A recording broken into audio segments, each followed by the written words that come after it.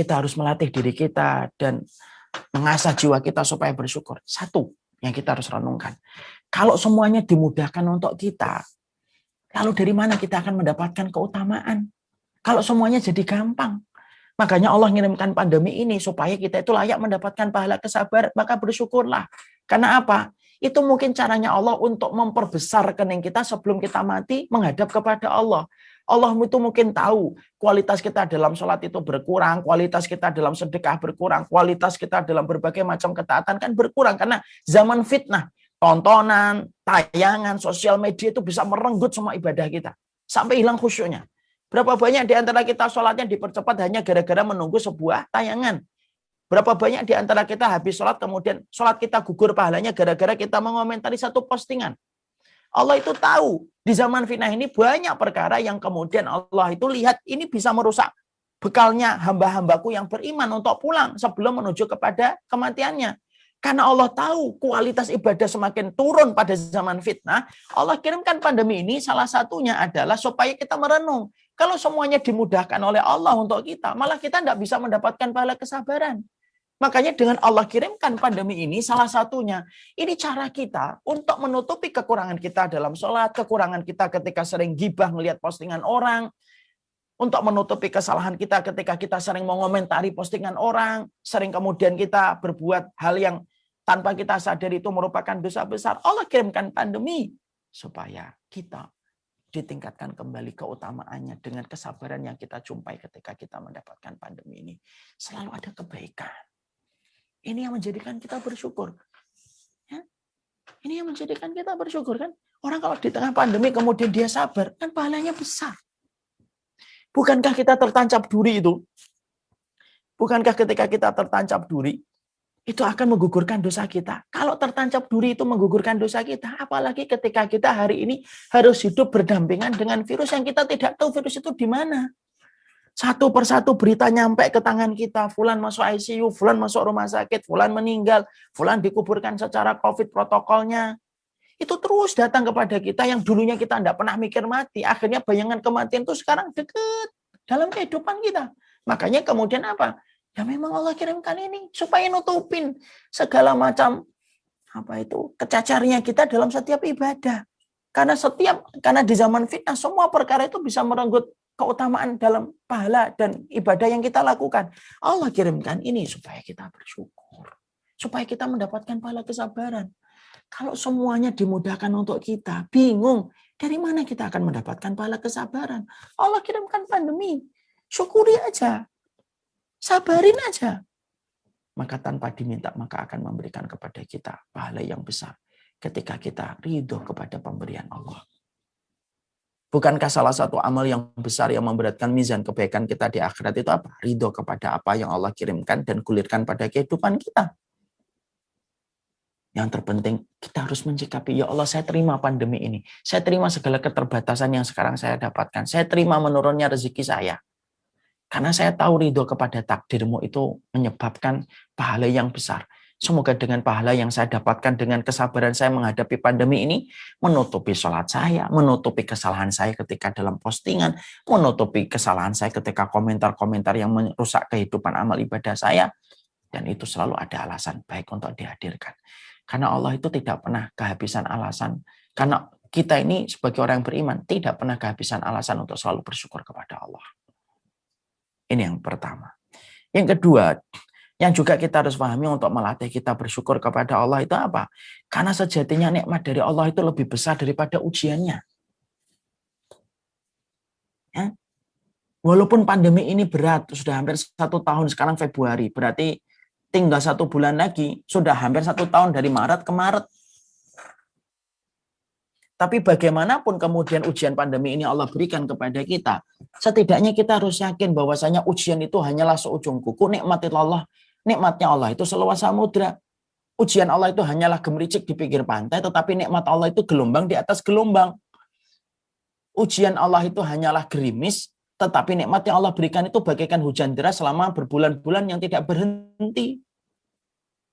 Memang betul kita ini mengalami keterbatasan selama 1 tahun. Tapi coba deh diingat.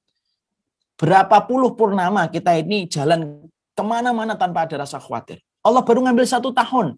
Padahal ada puluhan tahun kita kemana-mana tanpa kita rasa khawatir. Puluhan purnama kita ini kemana-mana tidak pernah khawatir. Memang betul, dengan adanya pandemi ini menjadikan beberapa grafik ekonomi itu menurun. Betul.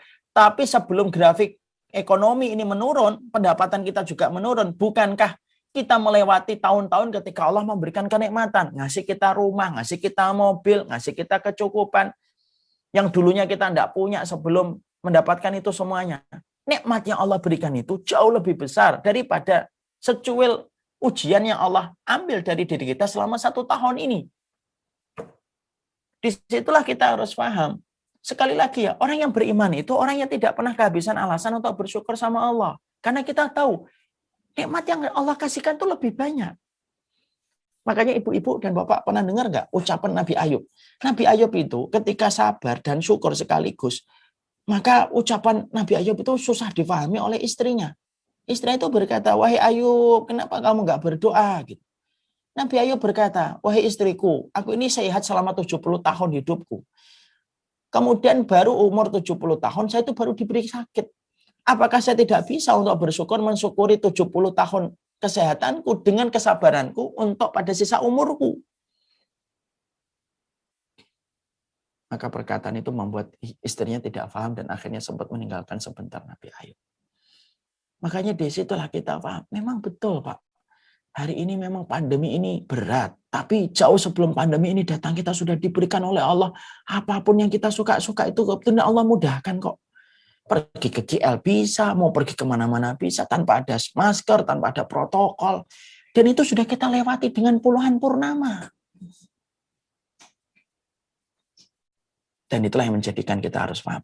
Makanya kata Rasulullah SAW itu, orang mukmin yang bersyukur itu ada syukur itu sebenarnya ada 2. Kalau kita pahami dari hadis. Ada syukur yang mendapatkan ketika mendapatkan kelapangan, ada syukur ketika juga mendapatkan kesempitan. Maka Rasulullah itu mengatakan, fa inna ahadakum la yafrahu bil bala kama yafrahu ahadukum birraha. Ada di antara orang mukmin yang dia tuh kalau mendapatkan ujian senang banget karena dia tahu di balik ujian itu ada kebaikan dan keberkahan, sebagaimana orang yang lemah iman senang kalau dia mendapatkan tambahan materi. Masya Allah. Jadi syukur yang Allah cinta itu bukan syukur ketika lapang. Ketika kita lapang, dikasih rumah, dikasih mobil, kita bersyukur. Wajar, realistis. Karena sesuai dengan fasilitas yang kita dapatkan. Kita bersyukur. Tapi syukur itu ketika diuji bersyukur, itu yang sulit. Itulah yang susah. Makanya kemudian ibu-ibu pernah mendengar kisahnya Abu Kilabah. Abu Kilabah itu buntung tangannya, buntung kakinya. Matanya rabun. Tapi doanya apa? Al-Rabbi auzi'ni an ahmidaka hamdan kasiran wafaddaltani ala katsir mimman khalaqa tafdila. Ya Allah, kasih saya itu kesyukuran kepadamu. Dan sesungguhnya segala puji bagimu yang telah menciptakan aku lebih daripada penciptaan orang yang lainnya. Padahal tangannya buntung, kakinya buntung, matanya itu buta. Matanya itu hampir mau buta. Orang itu sampai berkata kepadanya, Syah, itu ada seorang yang bernama Muhammad berkata kepadanya, "Loh, yang membuatmu bersyukur itu apa? Tanganmu buntung, kakimu buntung, matamu hampir buta, harus membuatmu bersyukur dan mensyukuri fisikmu itu yang mana?" Dia berkata, "Bukankah saya masih punya lidah untuk bersyukur? Bukankah Allah bisa mengirimkan halilintar kepadaku dan menggosongkan aku dengan halilintar yang Ia kirimkan? Bukankah Allah bisa menyeret aku dengan air yang Allah kirimkan? Bukankah Allah bisa untuk menanamkan aku ke dalam tanah dan menguburkan aku hidup-hidup ke dalam tanah?" Itu semuanya bisa dilakukan oleh Allah, tapi Allah tidak melakukan itu. Dan itulah yang menjadikan aku bersyukur. Masya Allah. Padahal tangannya buntung, Bu. Kakinya buntung. Matanya rabun. Tinggalnya di sebuah kemah di pinggir pantai. Apa yang kita dapatkan dari Abu Kilabah? Abu Kilabah ini disebut oleh para ulama terdahulu, Nabi Ayubnya umat Rasulullah itu Abu Kilabah. Apa yang menjadikan Abu Kilabah itu istimewa? Dia tidak pernah kehabisan alasan untuk bersyukur sama Allah. Makanya kemudian inilah yang kita harapkan. Yang kita risaukan itu adalah bukanlah ujiannya, yang kita risaukan itu apa? Yang kita risaukan itu tidak ada pertolongan Allah. Jadi yang kita khawatirkan itu bukan ujian, Bu. Bukan musibah. Kenapa? Karena dunia dan ujian itu memang bergandengan dan tidak pernah putus. Bukan hanya kita yang beriman, orang kafir aja banyak mendapatkan ujian, padahal mereka kufur. Padahal dunia ini surga bagi orang kafir. Dan dunia ini penjara bagi orang yang beriman. Kalau surga bagi orang kafir aja mereka mendapatkan ujian, apalagi kita yang dunia itu merupakan penjara bagi kita dibandingkan dengan kenikmatan surga nanti. Yang kita khawatirkan bukan ujian dan musibah. Yang kita khawatirkan itu kalau ujian dan musibah tidak menjadikan kita mendapatkan pertolongan Allah. Karena yang kita risaukan itu tidak ada pertolongan Allah.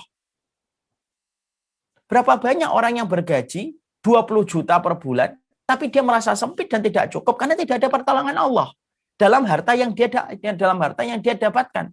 Ada orang yang gajinya UMR cuma 4 juta, tapi terasa cukup dan istrinya tersenyum, anaknya juga bakti kepadanya, karena 4 juta yang dia dapatkan di situ ada pertolongan Allah.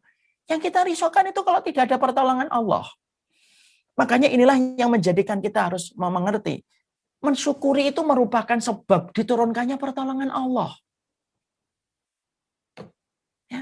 Pertolongan itu diturunkan sebagaimana air hujan. Dan salah satu di antara hal yang bisa menarik turunnya pertolongan Allah itu apa? Syukurnya hati manusia. Makanya Nabi, apapun ujian yang beliau dapat itu tidak pernah lepas dari bersyukur kan? Apapun keadaannya.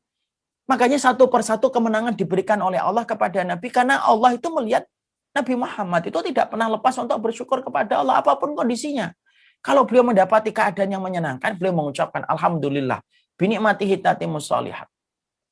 Kalau keadaannya tidak menyenangkan dan tidak sesuai dengan yang diharapkan oleh Nabi Muhammad, beliau ucapannya apa? Alhamdulillah ala kulli halin. Tidak pernah lepas dari tahmid beliau kepada Allah. Makanya akhirnya kemenangan diberikan kepada Rasulullah. Nah inilah yang menjadikan kita akhirnya paham. Ini yang kedua. Ya, nikmat yang kemudian Allah berikan itu sebenarnya lebih besar daripada ujian.